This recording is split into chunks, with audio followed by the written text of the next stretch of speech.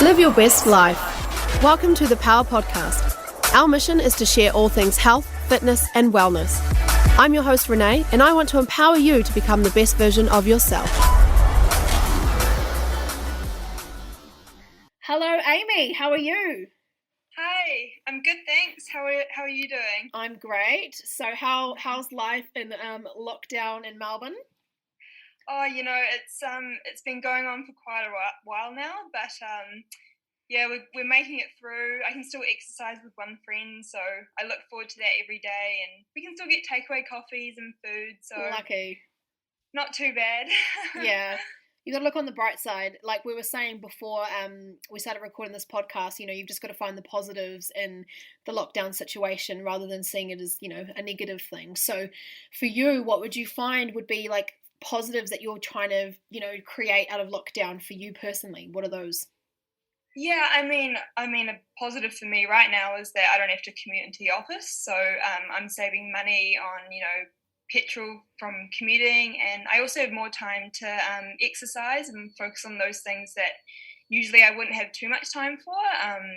Running is a huge it's a huge way that I can de-stress, so I'm very glad that I can do more of that, and yoga. So yeah, there's definitely positives to the lockdown as well. Absolutely, and we just have to keep thinking of those positives so that we don't find ourselves spiraling into what I call a mental health hole, when we start to feel really down and depressed and upset and kind of like living in fear a little bit. So I think it's important that we do that, and it's really awesome that you've got your outlet. So obviously running for you is still a really important outlet, as well as implementing a bit of yoga as well. So is that something new that you've implemented into your fitness routine?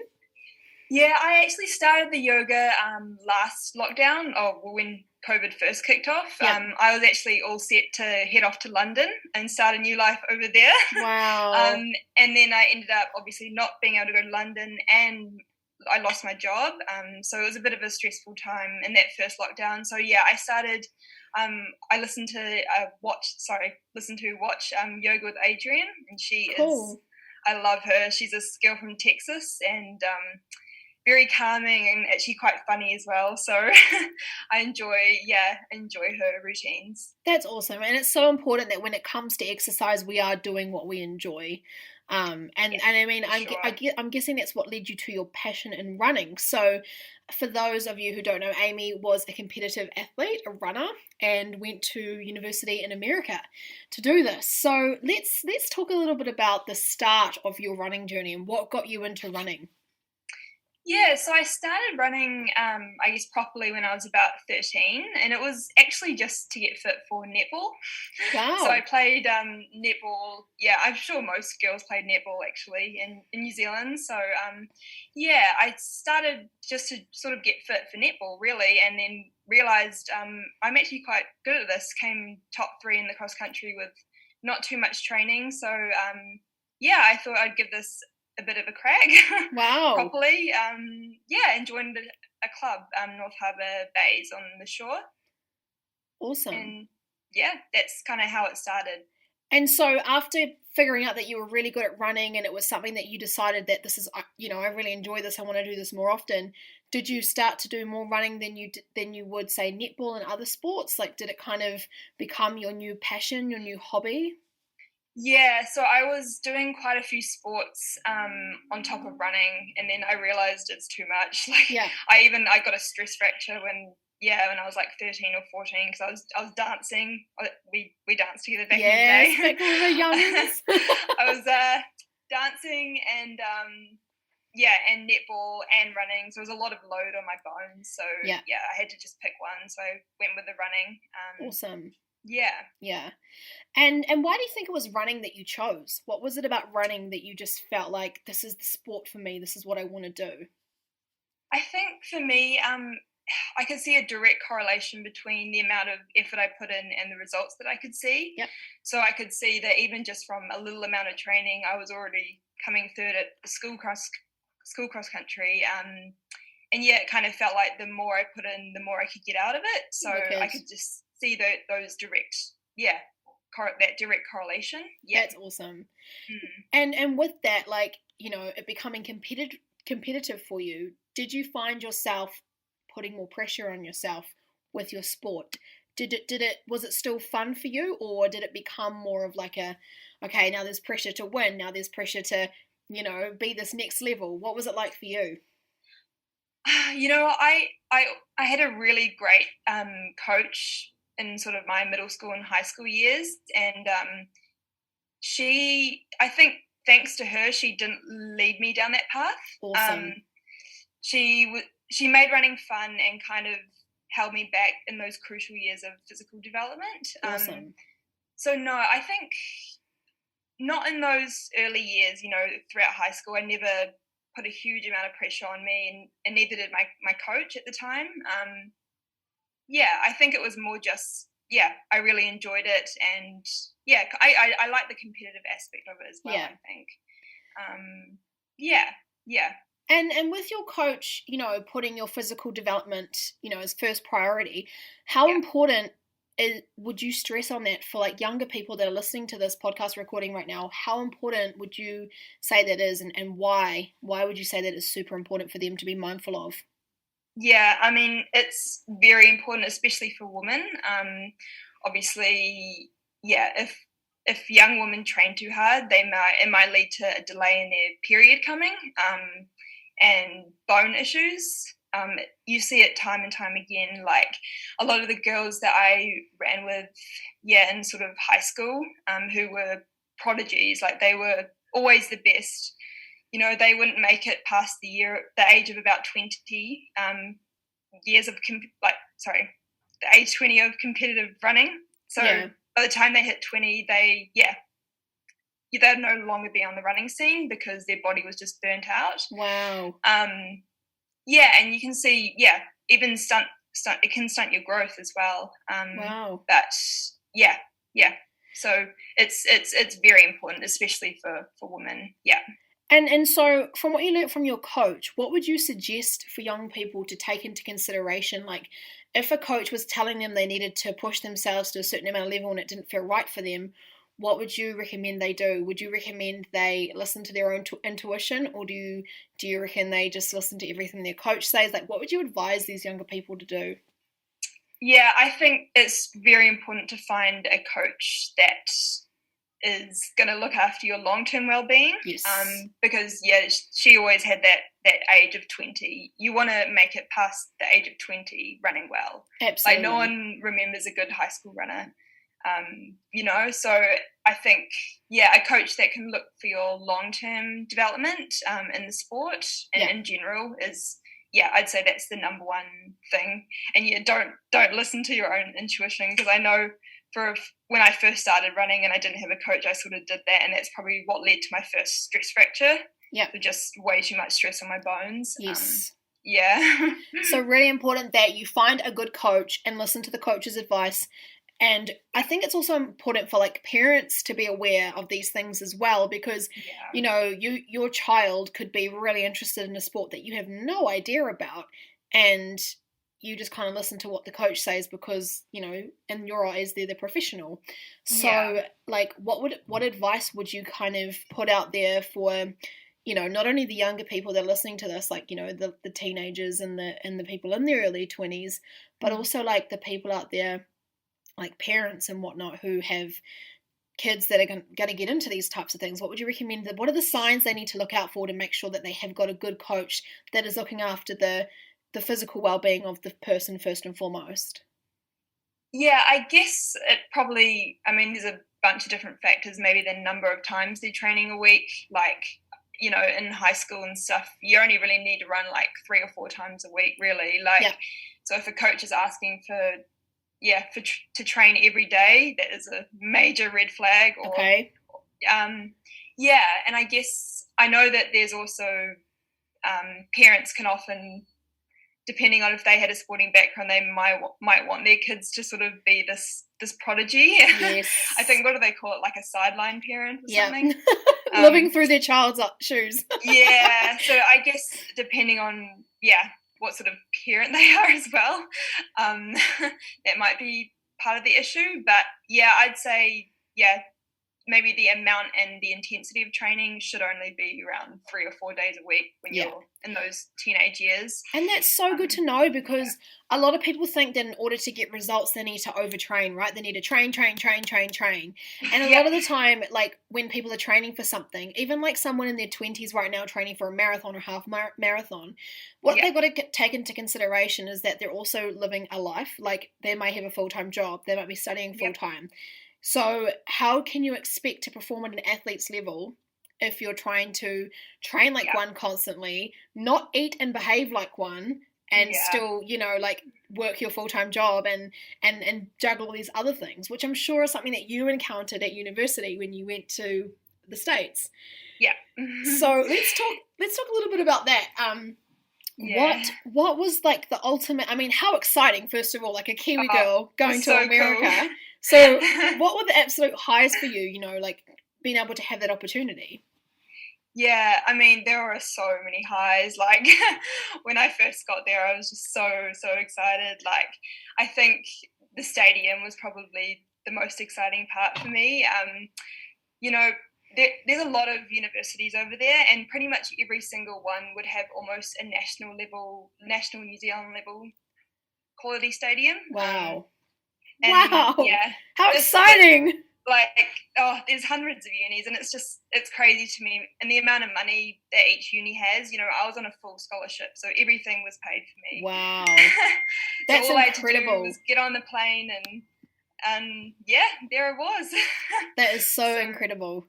It was a really, really great experience, and I'll mention it.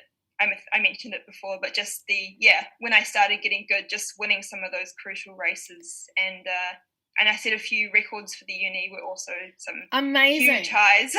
So a Kiwi girl from Auckland goes over to America and smashes some records. Like, that's pretty cool, right? Yeah, I think coming from a small place like New Zealand, though, like, I don't know, it almost makes you work harder. Yeah. Because you've come from this small country and you want to prove yourself.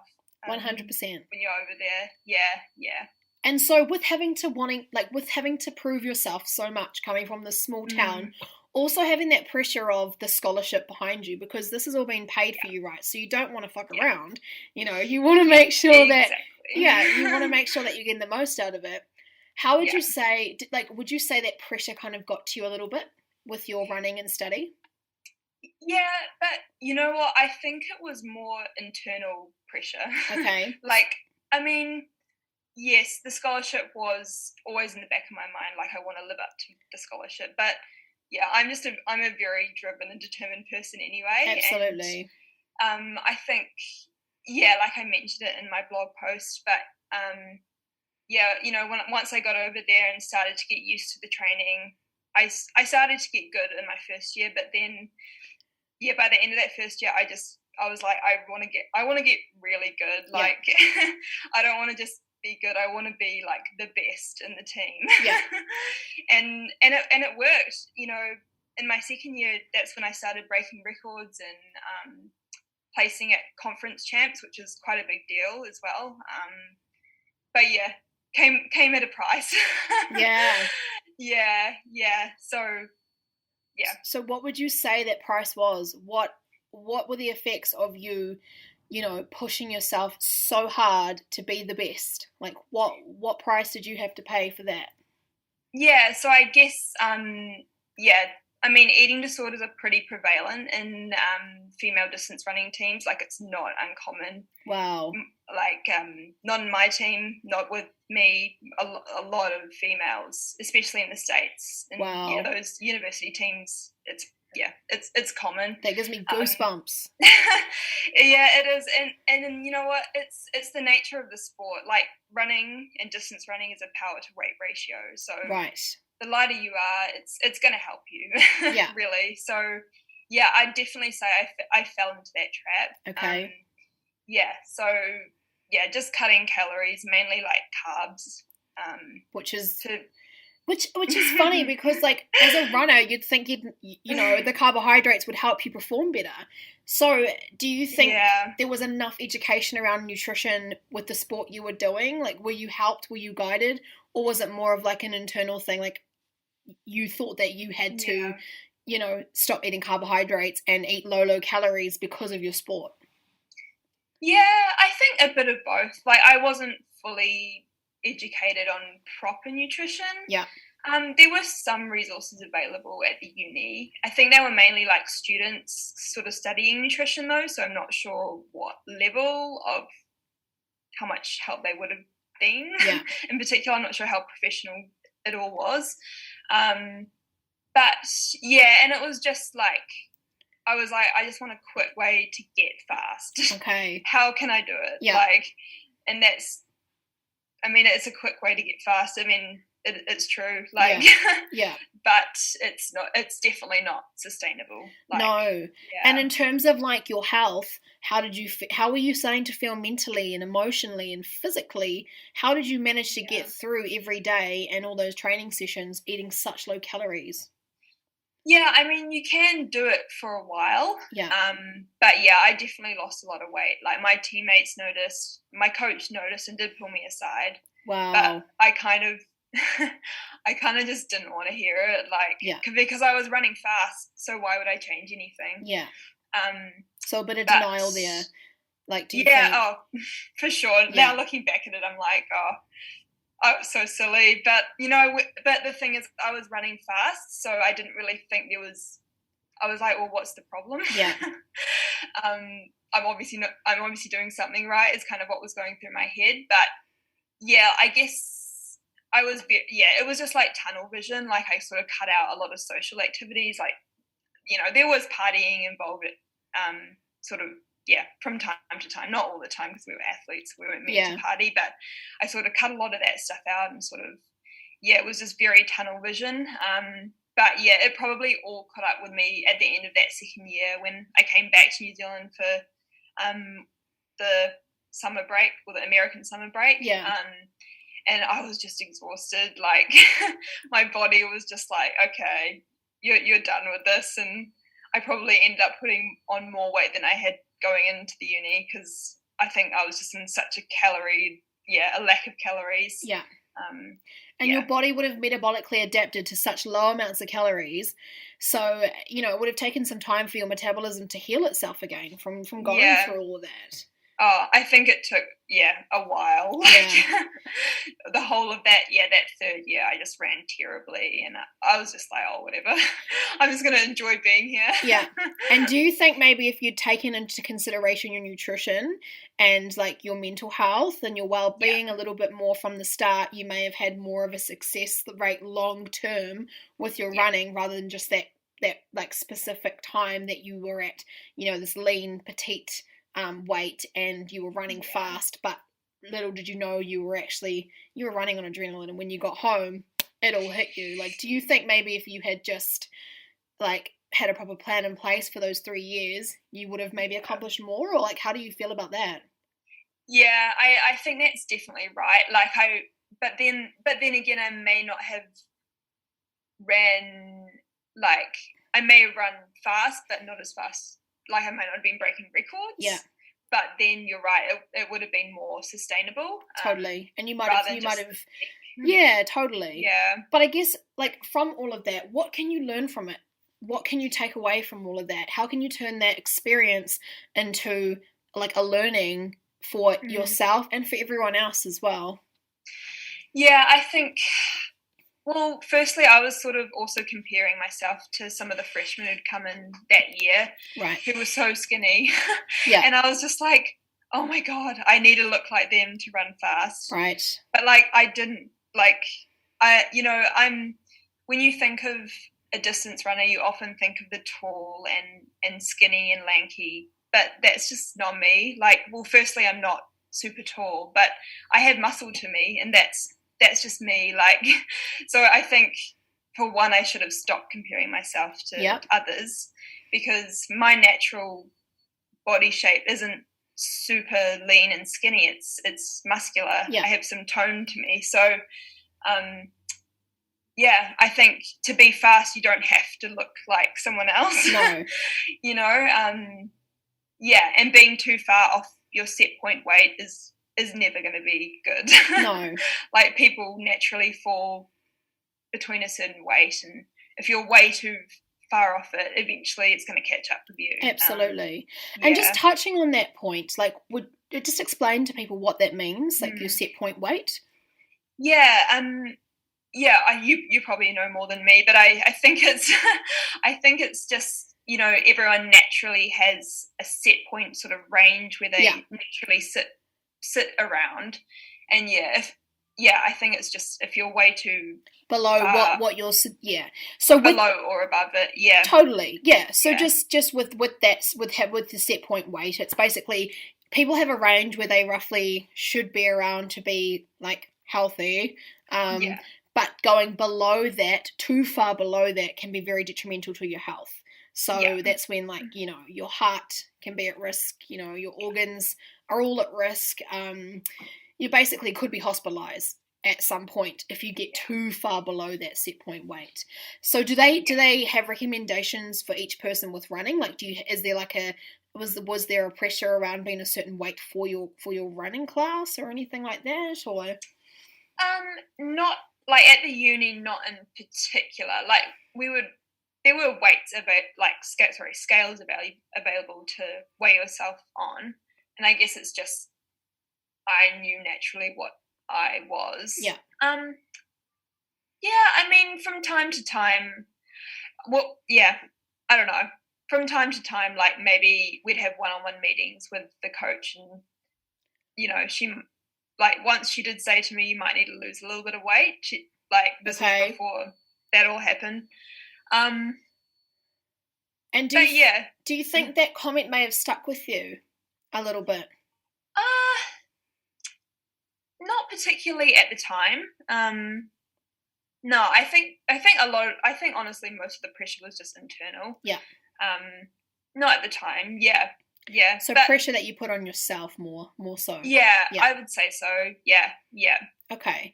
And do you think because of yourself, you know, being so driven, so determined, and a high achiever, do you think that is something that naturally, you know, you do in all aspects of your life? So when it came to, like, you know, wanting to be the best at running and having to, you know, sacrifice your good nutrition and your food for that, do you think that comes naturally with someone who's like an overachiever and someone who's like very driven and always has, you know, things on the go and things they want to do and achieve, and, you know?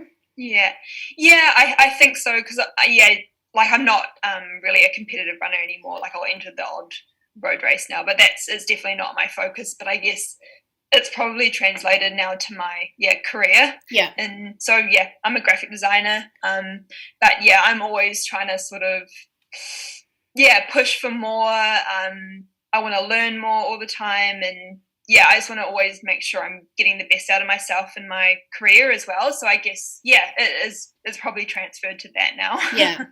So when you're all in on something, you're all in, and you are just, Yeah, I would say that's pretty true. Yeah. So how would you find balance now? Do you think maybe the yoga helps with the balance? And then, like, have you changed your perspective on running to be more of a stress relief and a bit of an outlet, rather than something that you're having to do to be the best at, and something you're having to do to keep your weight so low? Oh yeah, for sure. Like, whenever I'm stressed at work, a run just always makes everything better. Yeah. Such a stress reliever for me. And definitely, as these lockdowns keep continuing, I've found that yoga has been like a great way to de-stress as well, and sort of helps with my breathing. Awesome. Reduces anxiety.